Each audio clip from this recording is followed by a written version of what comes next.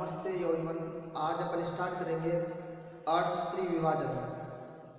Last video lecture के दौरान अपन ने समसूत्री विभाजन को कंप्लीट कर लिया था और आज अपन पढ़ेंगे अर्थसूत्री विभाजन। अर्थसूत्री विभाजन की खोज हार्मन व मूरे नामक वैज्ञानिक ने की। अर्थसूत्री विभाजन के दौरान एक जनक कोशिका से 4 संतति कोशिकाएं बनती हैं।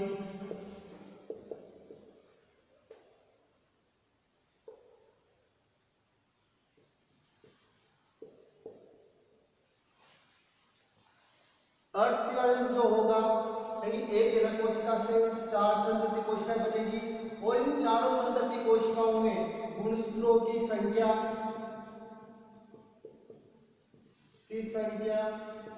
आदि होती है और इस अर्थसूत्री विभाजन में जीन विनिमय होगा। उसकी वजह से संतति कोशिकाओं में विभिन्नताएं देखने को मिलती हैं, यानी कि जनक कोशिका से संतति कोशिकाएं अलग होती हैं। अर्थसूत्री विभाजन यूकेरियोटिक कोशिकाओं में जनिक सेल्स के अंदर देखने को मिलता है, जैसे कि वृषण व अंडाशय के अंदर देखा जाता है। अर्थसूत्री विभाजन के द्वारा ही शुक्राणु व अंडाणुओं का निर्माण होता है। अर्थसूत्री जो विभाजन होगा ये 2 अवस्थाओं में बटा हुआ होता है, अर्थसूत्री फर्स्ट व अर्थसूत्री सेकंड। अर्थसूत्री फर्स्ट व अर्थसूत्री सेकंड अवस्थाओं में बटा हुआ होगा। देखते हैं अपन इसमें कि किस प्रकार बटा हुआ होता है अर्थसूत्री विभाजन फर्स्ट और सेकंड 2 अवस्थाओं में। तो इस अर्थसूत्री विभाजन के दौरान फर्स्ट जो होगी वो अंतरावस्था होगी। ये अंतरावस्था G1 S व G2 अवस्थाओं में बटी हुई होती है, लेकिन इस अंतरावस्था में जो G2 अवस्था होगी तो इस G2 अवस्था का अभाव होता है और जो अंतरावस्था होगी इस अंतरावस्था में कोशिका विभाजन के लिए तैयार होती है। अंतरावस्था सर्वाधिक सक्रिय अवस्था है, 2 विभाजनों के मध्य की अवस्था होती है अंतरावस्था। तो इस अंतरावस्था में ही डीएनए का रेप्लिकेशन होता है, आरएनए प्रोटीन एटीपी का निर्माण होता है, तारकाई का प्रतिकृतिकरण होगा अंतरावस्था के दौरान। अब जैसे अंतरावस्था कंप्लीट होगी तो उसके बाद जो अवस्था स्टार्ट होगी अर्थसूत्री विभाजन की वह अर्थसूत्री फर्स्ट स्टार्ट होता है। इस अर्थसूत्री फर्स्ट को न्यूनकारी विभाजन कहते हैं, क्योंकि इसमें गुणसूत्रों की संख्या आदि रह जाती है। तो इस विभाजन को इसको न्यूनकारी विभाजन कहेंगे। जो अर्थसूत्री विभाजन फर्स्ट होगा वो 4 अवस्थाओं में बटा हुआ होता है, prophase first, metaphase first, anaphase first, telophase first और कोशिका द्रव्य विभाजन फर्स्ट। अब ये प्रोपेज जो फर्स्ट होगा ये 5 उपावस्थाओं में बटा हुआ होगा। गुणसूत्रों के व्यवहार के आधार पर लेक्टोटिन, जाइगोटिन, टेकिटिन, डिप्लोटिन और डाइकाइनेसिस। तो इसमें देखो आप कोशिका द्रव्य विभाजन फर्स्ट कंप्लीट होने के बाद अर्थसूत्री सेकंड स्टार्ट होगा। अर्थसूत्री जो सेकंड विभाजन होगा वो समसूत्री जैसा होगा, क्योंकि इनमें गुणसूत्रों की संख्या जनक कोशिका के समान होती है। तो अर्थसूत्री विभाजन सेकंड ये भी 4 अवस्थाओं में बटा हुआ होगा, prophase second, metaphase second, anaphase second और टेलोफेज सेकंड। उसके बाद कोशिका द्रव्य विभाजन सेकंड संपन्न होगा। तो यानी कि इसमें वही 2 प्रोसेस संपन्न होगी, कैरियोकाइनेसिस और साइटोकाइनेसिस। तो ये वाली प्रोसेस कैरियोकाइनेसिस को दर्शाएगी और साइटोकाइनेसिस फर्स्ट और साइटोकाइनेसिस सेकंड 2 भागों में होगा और कैरियोकाइनेसिस फर्स्ट और कैरियोकाइनेसिस सेकंड। तो केंद्रक विभाजन भी 2 भागों में होगा और कोशिका द्रव्य विभाजन भी 2 भागों में संपन्न होगा। अपन बात करें प्रोपेज फर्स्ट की, प्रोपेज फर्स्ट जो अवस्था होगी अर्थसूत्री विभाजन फर्स्ट की सबसे लंबी व जटिल अवस्था होती है और इस प्रोपेज फर्स्ट में गुणसूत्रों के व्यवहार के आधार को 5 उप अवस्थाओं में बांटा गया है। इन सभी उप अवस्थाओं को अपन डायग्राम के माध्यम से समझते हैं कि किस प्रकार इनमें गुणसूत्रों के व्यवहार के आधार पर इनको पृथक किया गया है।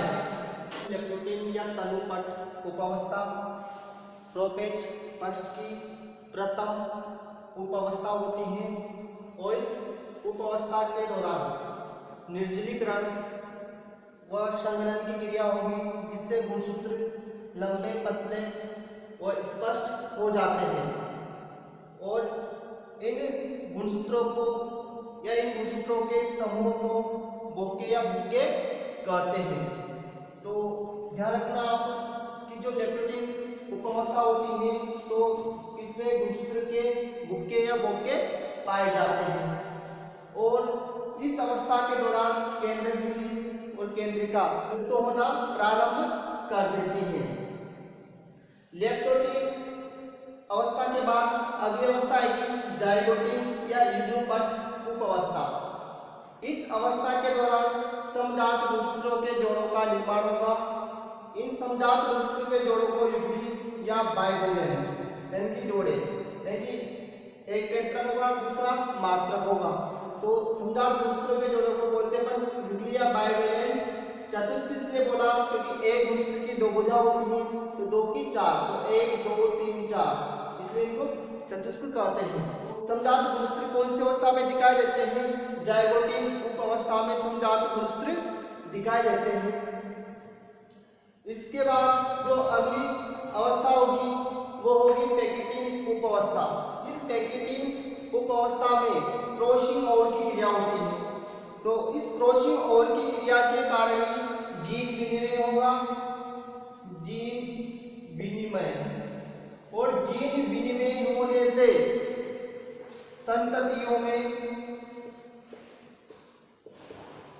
विभिन्नताएं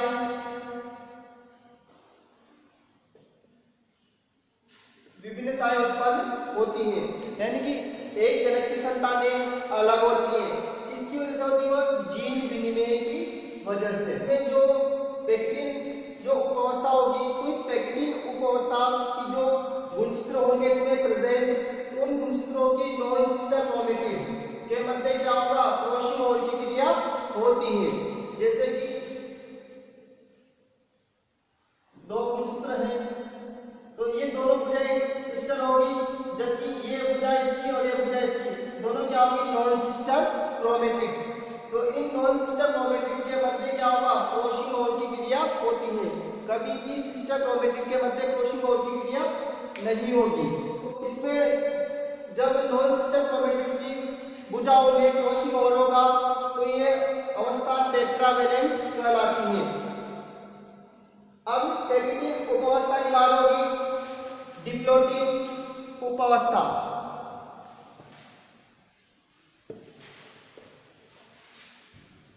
अगली अवस्था होगी डिप्लोटीन उप अवस्था। तो इस डिप्लोटीन उप अवस्था में क्याजमेटा का निर्माण होता है जो एक क्रॉस बिंदु के समान दिखाई देता है, क्योंकि जो समजात गुणसूत्र होंगे वो पृथक होना प्रारंभ कर देते हैं। तो पृथक होना प्रारंभ करेंगे तो अपन को एक क्रॉस रूपी संरचना दिखाई देती है। ये क्रॉस रूपी संरचना, इस क्रॉस रूपी संरचना को ही क्याजमेटा कहते हैं। तो ध्यान रखना डिप्लोटीन अवस्था में ही क्याजमेटा दिखाई देता है और ये डिप्लोटीन अवस्था कई वर्षों तक पाई जा सकती है। जैसे कि अंडाणु, जो अंडाणु होता है इसका निर्माण भ्रूणीय अवस्था में ही स्टार्ट हो जाता है, लेकिन यह अंडाणु प्रथम मेस्टेसाइड के दौरान ही बाहर निकलता है। तो ये अंडाणु जो होगा ये डिप्लोटीन अवस्थाओं में ही रुका हुआ रहता है, लेकिन डिप्लोटीन अवस्थाओं में क्या रहेगा? रुका हुआ रहेगा। लेकिन ये लगभग 14 वर्ष के बाद ही क्या होगा? मेस्टेसाइड स्टार्ट होती है, उसके बाद ही डिप्लोटीन अवस्था से निकलकर अगली अवस्था में पहुंचता है। तो डिप्लोटीन अवस्था के बाद डाइकाइनेसिस जो अंडाणु होते हैं वो भ्रूणीय अवस्था के दौरान ही बन जाते हैं, लेकिन ये बनने के बाद यानी प्रेजेंट होते हैं प्राथमिक उत्साह के रूप में डिप्लोटीन अवस्था में। अंडाणु डिप्लोइड अवस्थाओं में ही प्रेजेंट रहेंगे प्राथमिक oocyte के रूप में, कई वर्षों तक पाई जा सकती है डिप्लोइड अवस्था। इसके बाद अगली अवस्था होगी डाइकाइनेसिस। इस अवस्था के दौरान जो केंद्र झिल्ली होगी और केंद्रिका विलुप्त होते हुए दिखाई देंगे कि बिल्कुल विलुप्त हो जाएंगे। और इसमें जब कोशिकाओं की क्रिया कंप्लीट हो जाती है तो एक क्याजमेटा शीर्ष की ओर खिसकना प्रारंभ कर देते हैं। इसे बोलते हैं अपन टर्मिनलाइजेशन या उपांति भवन। डाइकाइनेसिस अवस्था के बाद अगली जो अवस्था होगी वो मेटाफेज फर्स्ट।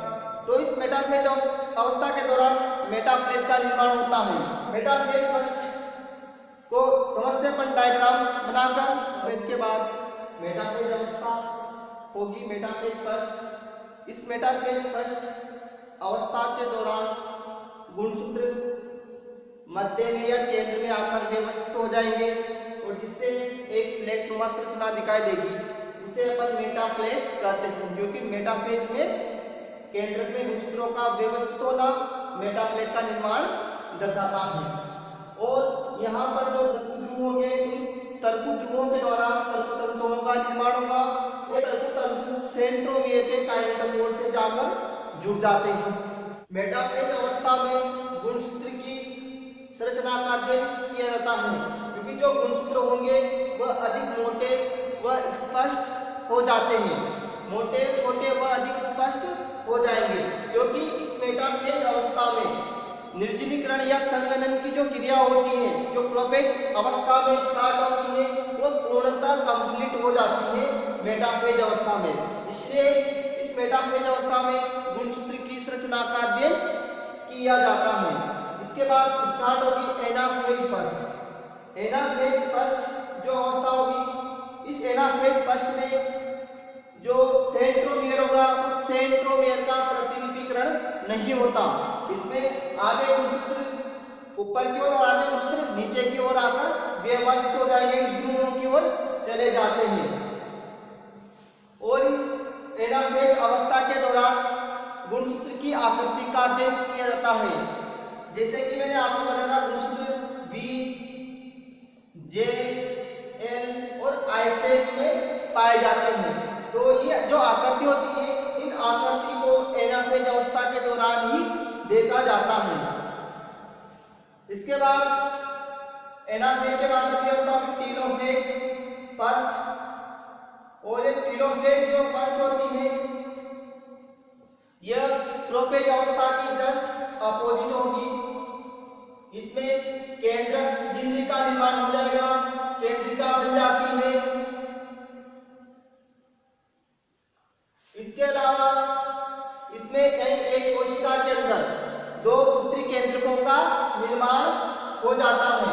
और इस अवस्था में गुणसूत्र है वापिस से गुणसूत्र क्रोमेटिन जाल का निर्माण कर लेंगे, यानी कि प्रोपेज अवस्था में संघनन की क्रिया हुई थी तो टीलोफेज अवस्था में असंघनन की क्रिया होगी, जिससे गुणसूत्र क्रोमेटिन जाल का निर्माण कर लेते हैं। टीलोफेज अवस्था के बाद कोशिका द्रव्य विभाजन होगा। कोशिका द्रव्य विभाजन फर्स्ट। तो इसमें एक कोशिका से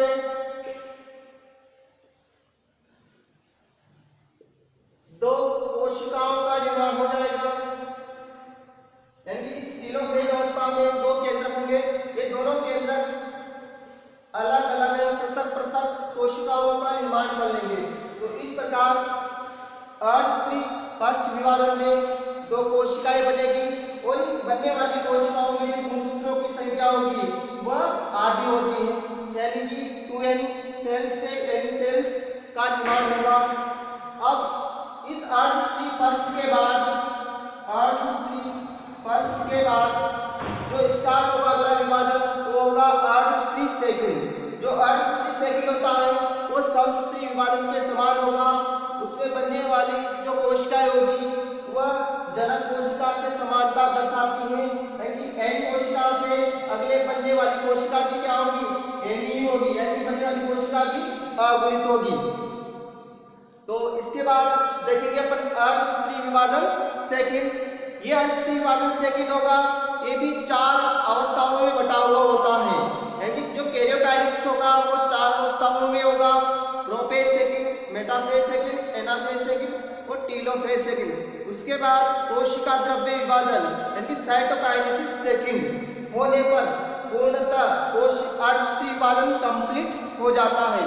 तो इस प्रकार अर्धसूत्री विभाजन के दौरान एक जनक कोशिका से 4 पुत्री कोशिकाएं बनती हैं। तो देखते हैं अपन अर्धसूत्री सेकंड विभाजन। इस प्रोफेज सेकंड अवस्था के दौरान जो केंद्र झिल्ली की केंद्रिका होगी वह बिल्कुल प्रारंभ कर देती है और इसमें संघनन की क्रिया होगी और संघनन की क्रिया होने से गुणसूत्रों का निर्माण हो जाता है, तर्कुध्रुवों का निर्माण होगा। अगली अवस्था स्टार्ट होगी मेटाफेज सेकंड और इस मेटाफेज सेकंड में मेटाप्लेट का निर्माण होता है। इस मेटाफेज सेकंड अवस्था के दौरान इन तर्कुध्रुवों के द्वारा तर्कुतंतुओं का निर्माण होगा और ये तर्कुतंतु सेंट्रोमियर के काइनेटोकोर से जुड़ जाते हैं और जो गुणसूत्र होंगे वो केंद्र में आकर व्यवस्थित हो जाएंगे, जिससे मेटाप्लेट का निर्माण होता है। और गुणसूत्रों की जो संरचना होगी तो उस संरचना का अध्ययन इस मेटाफेज अवस्था के दौरान किया जाता है, क्योंकि इसमें संघनन की क्रिया कंप्लीट हो जाती है और गुणसूत्र अधिक स्पष्ट हो जाते हैं। इसके अलावा इस मेटाफेज अवस्था के दौरान केंद्रिका, केंद्रक झिल्ली पूर्णतः विलुप्त हो जाते हैं। इस अवस्था के बाद अगली अवस्था देखेंगे अपन एनाफेज सेकंड। एनाफेज सेकंड, तो एनाफेज सेकंड अवस्था के दौरान सेंट्रोमियर की प्रतिलिपिकरण होता है, यानी कि सेंट्रोमियर का प्रतिलिपिकरण होगा और सेंट्रोमियर का प्रतिलिपिकरण होने से आधे गुणसूत्र ऊपर और आधे गुणसूत्र नीचे की ओर आकर व्यवस्थित हो जाते हैं। तो ध्यान रखना, जो सेंट्रोमियर का प्रतिलिपिकरण है, ये सेंट्रोमियर का प्रतिलिपिकरण जो समसूत्री विभाजन होता है तो समसूत्री विभाजन की एनाफेज अवस्था में देखने को मिलेगा। इसके अलावा ये एनाफेज सेकंड में देखने को मिलता है। एनाफेज फर्स्ट में सेंट्रोमियर का प्रतिलिपिकरण नहीं होता है। तो इस प्रकार सेंट्रोमियर का प्रतिलिपिकरण हुआ और सेंट्रोमियर का प्रतिलिपिकरण होने से आधे गुणसूत्र ऊपर और आधे गुणसूत्र नीचे की ओर आकर व्यवस्थित हो जाते हैं। एनाफेज सेकंड अवस्था के बाद अगली अवस्था स्टार्ट होगी टीलोफेज सेकंड अवस्था। टीलोफेज सेकंड जो अवस्था होगी प्रोफेज सेकंड की जस्ट अपोजिट होती है। इसमें केंद्रक झिल्ली और केंद्रिका का निर्माण हो जाता है और गुणसूत्रों में असंघनन की क्रिया होगी, इससे गुणसूत्र क्रोमेटिन जालिका का निर्माण कर लेते हैं। टीलोफेज जो अवस्था होती है, इस अवस्था में एक कोशिका के अंदर 2 पुत्री केंद्रकों का निर्माण हो जाता है और एक पुत्री केंद्रक अलग अलग पृथक पृथक कोशिकाओं का निर्माण कर लेंगे। टीलोफेज अवस्था के बाद कोशिका द्रव्य सेकंड स्टार्ट होगा और जो कोशिका द्रव्य सेकंड होता है, कोशिका द्रव्य का विभाजन वो खांच विधि द्वारा होता है, जैसा कि मैंने आपको बताया था समसूत्री विभाजन के दौरान। तो इसकी जो कोशिका झिल्ली होगी, इस कोशिका झिल्ली में संकुचन होगा और संकुचन होने से ये परिधि से केंद्र की ओर एक खांच का निर्माण करेगी, जिससे 2 कोशिकाओं का निर्माण हो जाएगा, यानी एक कोशिका से 2 कोशिकाएं बन जाती हैं। तो इस प्रकार इन 2 कोशिकाओं से 4 कोशिकाएं बन जाएगी। तो कोशिका द्रव्य सेकंड होगा। तो इस कोशिका द्रव्य सेकंड विभाजन के दौरान 4 कोशिकाओं का निर्माण होगा। इस प्रकार से 4 कोशिकाएं बन जाएगी पृथक पृथक रूप से और चारों कोशिकाओं में जो गुणसूत्रों की संख्या होगी वह आधी होती है। तो बनने वाली कोशिकाएं, चारों कोशिकाएं अगुणित होगी, अगुणित कोशिकाएं बनेगी। तो अर्धसूत्री विभाजन में एक कोशिका से 4 कोशिकाओं का निर्माण हो गया। इस प्रकार अर्धसूत्री विभाजन संपन्न होता है। तो इसके बाद बात करते हैं अपन अर्थ विभाजन के महत्व में देखेंगे। फर्स्ट इस अर्थ विभाजन के द्वारा पीढ़ी दर पीढ़ी गुणसूत्रों की संख्या स्थिर बनी रहती है। पीढ़ी दर पीढ़ी गुणसूत्रों की संख्या स्थिर बनी रहती है। अर्थ विभाजन जननिक कोशिकाओं में होता है और इस विभाजन के द्वारा एक जनक कोशिका से 4 पुत्री कोशिकाओं का निर्माण होगा, जिनमें गुणसूत्रों की संख्या आधी होती है कि अगुणित होती है। अर्थ विभाजन के द्वारा जनक से संततियों में विभिन्नताएं उत्पन्न होती हैं। जनक से संततियां लक्षणों में भिन्न होती हैं, क्योंकि अर्थ विभाजन के दौरान कोशिकाओं की जीन विनिमय की क्रिया संपन्न होती है और इस अर्थ विभाजन के द्वारा शुक्राणु व अंडाणु का निर्माण होता है। युग्मकों का निर्माण भी अर्थ विभाजन के द्वारा संपन्न होता है। इसी के साथ अपन ने इस यूनिट को कंप्लीट कर लिया। नेक्स्ट वीडियो लेक्चर के दौरान अपन यूनिट 3 स्टार्ट करेंगे। तो आज के लिए बस इतना ही। थैंक्स।